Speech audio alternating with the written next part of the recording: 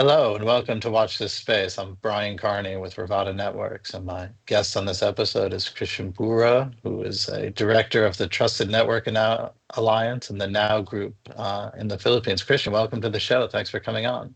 Well, thank you, Brian, for inviting me here in this in your episode. Yeah, it's a real pleasure. Why don't you just start out by telling our viewers what the Now Group does and what you do with the Now Group and what the Trusted Network Alliance is and what your role is there. Okay, sure. So I'm Kristian Pura. I'm the director of the Now Group and the Trusted Network Alliance. So maybe about the Now Group first. So really, the story of the Now Group is really bridging the connectivity and technology gap, primarily in the Philippines and the Indo-Pacific region. And so the Now Group is a group of companies. We're into telco, media, technology, and education, and our Okay. headquarters is based in Manila, Philippines. I'm based in Seattle. I'm taking Oh, charge of the US and Indo-Pacific portfolio. But our main mission really is to ensure that critical infrastructures like military, banking, insurance, logistics, all critical infrastructure is really linked and secured only by a trusted network or trusted critical infrastructure. I cannot emphasize that enough. In the okay. Philippines, unfortunately, untrusted vendors are present in the Philippines or a trusted network. So our mission really, together with the US government as our partner, is really to advance the use of trusted technologies, not just in the Philippines, but in the Indo-Pacific region. All right. Um, and so um, Rivada and Now have signed a memorandum of understanding where as we roll out the outernet, the goal is that you guys will be reselling outernet connectivity to your clients. Is that right? Do I have that right? That is correct. Yes, so we have an existing MOU with Rivada. Okay. So um, you said that you know the Now Group is based in the Philippines, but you're doing business in the whole Indo-Pacific region, and you mentioned that there are a lot of untrusted networks. But I wonder, when I think about the Philippines, it's a archipelago, obviously, and the whole um, Pacific region, right? It's lots of far-flung islands and remote places, many of which might have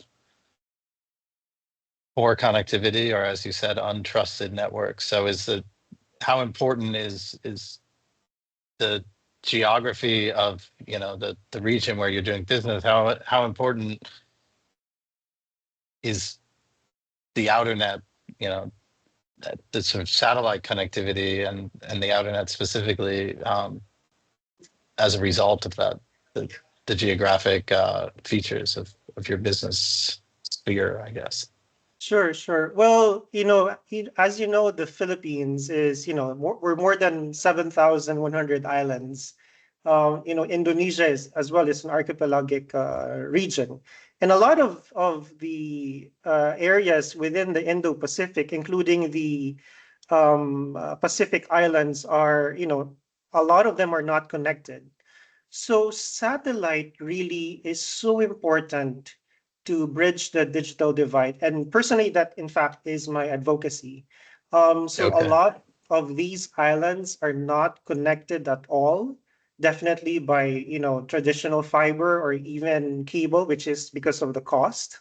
Right. But most more than connectivity, really, it's not just also Zoom calls or watching YouTube. It's, for example, you know the use of connectivity. Let's say, for example, in telemedicine, the Okay. value of connectivity in telemedicine, for example, or let's say education, or let's say making sure that the government services are online and available 24 by 7, or let's say, for example, in the Philippines, for example, we are, a lot of fishermen would actually sometimes rely on the internet to check whether or not there's a hurricane or storm Right. incoming.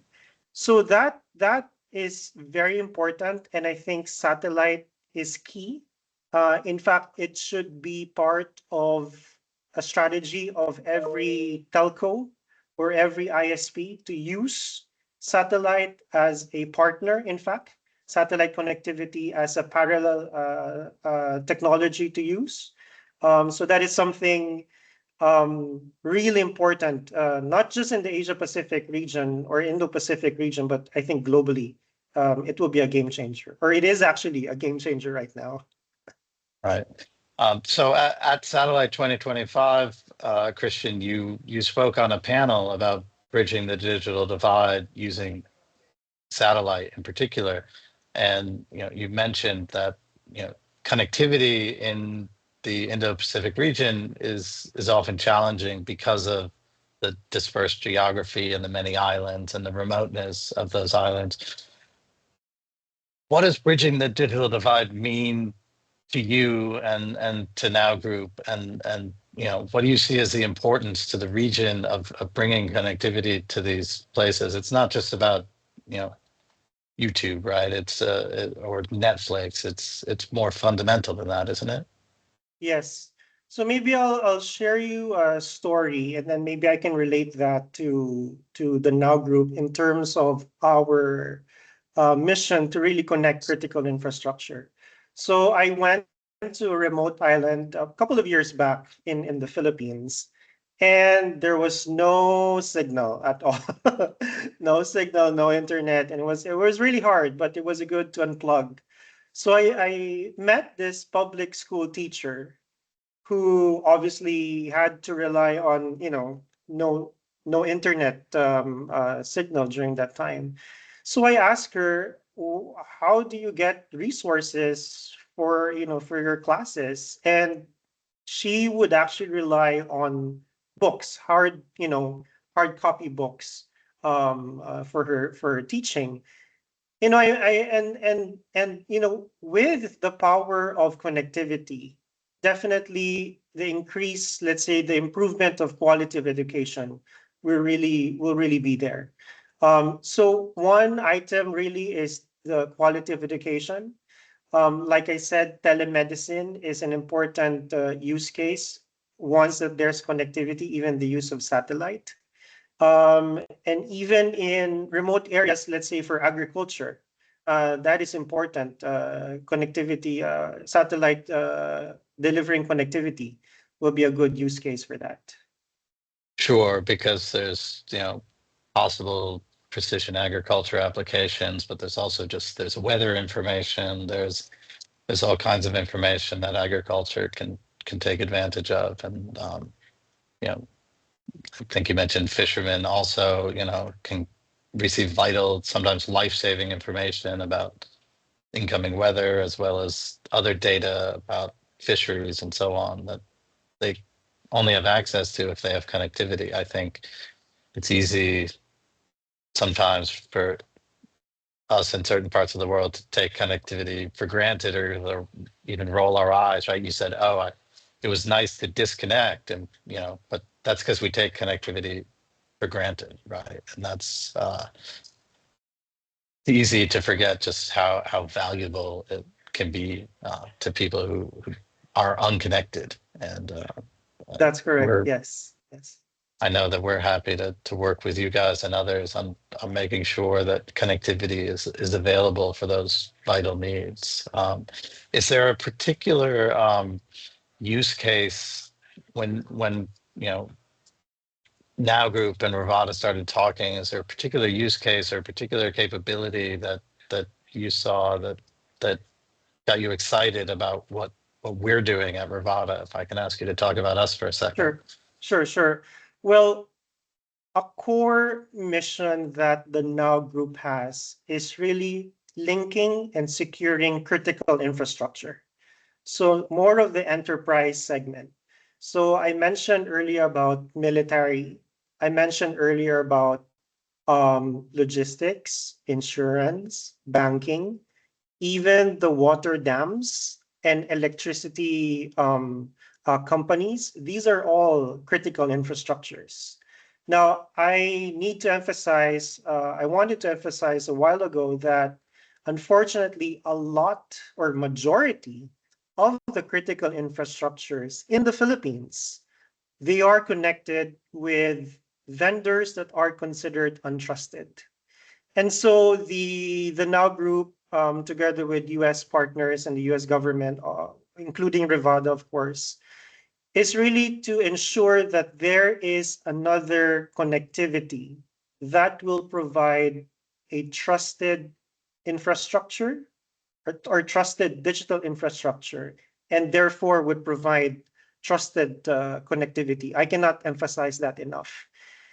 Ensuring that data is secured, and then there is sovereign, and that the partners or the ones that are providing, which are the Now Group, and let's say a satellite partner, let's say for in the case Rivada, would actually practice the democratic values that a trusted partner would provide. And to us, that is non-negotiable. Okay. That is really our mission. So we are very happy to have an MOU with Rivada, considered a trusted partner, which provides satellite connectivity. And I heard that Rivada has signed up, if I'm not mistaken, the U.S. Department of Defense as a client. So we're pretty happy with that engagement. Yes, we're currently working with the Navy to develop it's probably not exactly the right term, but essentially a kind of concept of operations for how to allow them to run a virtual network over the outer net. Because obviously having trusted networks is extremely important to them. And one of the things that stands out, I can't speak for the Navy, but my understanding is that one of the things that stands out to them, and we talked about this on previous episodes of this podcast, is the end-to-end control of a data path that they can get. So when you talk about a trusted network, it's one thing if you're going up to a satellite, down to a gateway, but if you don't know where the data goes from there, right, then one piece of it, right, that bent pipe from the satellite might be trusted, but you don't have control over the rest of the data path if it's going over the internet to wherever the endpoint is. Whereas with the outer net, we can connect from end to end on network, and our customers and your customers can control both ends, right? And they can encrypt it before it gets on the network, and then decrypt it after, and they know where it's been, right? Because it's stayed on the outer net the entire time. So yes, as we speak to both governments and enterprises who are looking for trusted networks, the self-contained nature of the thing is important to them. I know. So, Kristian, tell us a little bit more about this Trusted Network Alliance. How did it come about? What are you doing to ensure the use of trusted networks? Just explain for our viewers what the Trusted Network Alliance is and what it does and what your role in it is. Sure. So we were seeing a troubling trend of major enterprises. Again, I might be repeating the same lines earlier, but a lot of enterprises, banks, hospitals, even government agencies were relying on infrastructure built by untrusted vendors. Some, in fact, unfortunately, with direct ties, with foreign adversaries. And that's a problem, a big problem, including national security. And your infrastructure or your network is always your first line of defense. And so we saw that advocacy angle within the Now Group, and we launched the Trusted Network Alliance, or what we call the TNA.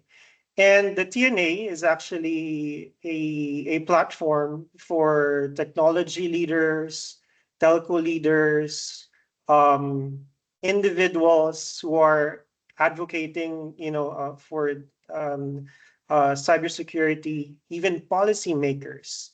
And to us, it's not just an advocacy, it's now a mission, in fact, that we've embraced. And we're aligning ourselves with like-minded organizations in even countries like the US, primarily to promote trusted technologies in every critical infrastructure. And the most important, key questions that we'd like to ask within the alliance is, let's say, who built your network? Where is your data stored? Or who has backdoor access to your network or to your data? And the enterprises really is the backbone of the economy of the entire country. And we see it, it's not something that should be compromised. It should be secured with a trusted infrastructure. And that network or infrastructure must also be built on the value of trust in every individual as well. So without trust, it's gonna hard to regain that trust. So that alliance is actually now based in the Philippines, but we're hoping to grow that within the Indo-Pacific region, and hopefully, in other countries as well. And so what kind of feedback are you getting from your customers, from enterprises and others that you do business with about the Trusted Network Alliance? Is this, do you think that there's the right level of concern about, the sort of network security, or, is there more education to be done here? Well, based on the sessions that we've had, so we've had about maybe more than 30 Trusted Network Alliance sessions. These are usually about the C-level or IT director level. So we invite them over cocktails, about 15, 20 of these C-level, C-suite officers. We see a growing concern among them that they are aware that their data might be at risk. So at least the awareness side is present. The next step really is to ensure, or how to get rid of those untrusted hardware or untrusted software within their infrastructure. That is something that we're working on together with our partners, tech partners, so that the enterprises are safe and secured. Yeah, I mean, we have seen in the US over the last few months, it's come up on this podcast now several times, the issue of the Salt Typhoon hack. And, one of the things that's raised is that even networks that people thought were trustworthy, can be compromised if you don't, as we sometimes say here at Rivada, if you don't know where your data's been, right? It's 10 a.m. Do you know where your data's been? It's a difficult problem, and I agree. Awareness is increasing, but it's still an education thing. And one of the reasons why I think we value having the Now Group as a partner is precisely because you guys and us are on the same mission, which is to make sure that enterprises and governments that need secure data connectivity can get it and can be and rest easy that their data is not subject to interception or interdiction or diversion. And so no question that you guys are doing great work, and we appreciate that, and we're glad at Rivada to be helping you guys provide those services to your customers, and also to help you guys hopefully raise awareness of these issues, because they are super important. And if we wait until it's a really big problem, it's probably too late, right? That's correct. And we're actually excited to work with Rivada. So, wishing you guys all the best. Hopefully, the launch will be soon. Um, But Yeah, looking we all forward hope to. that, and yeah, we look forward to working with the Now Group and the Trusted Network Alliance going forward, because I think we're on the same mission. So, Kristian, thanks again for coming on the show, and thank you for your time, and we will hopefully talk again as we get closer to getting operational, and we can talk about some more about use cases and our common interests and our common goals. So thank you, and thank you, listeners, for tuning in. This has been Watch This Space, and again, I'm Brian Carney, and my guest is Kristian Pura. Thanks, Kristian. Thank you, Brian. Thank you.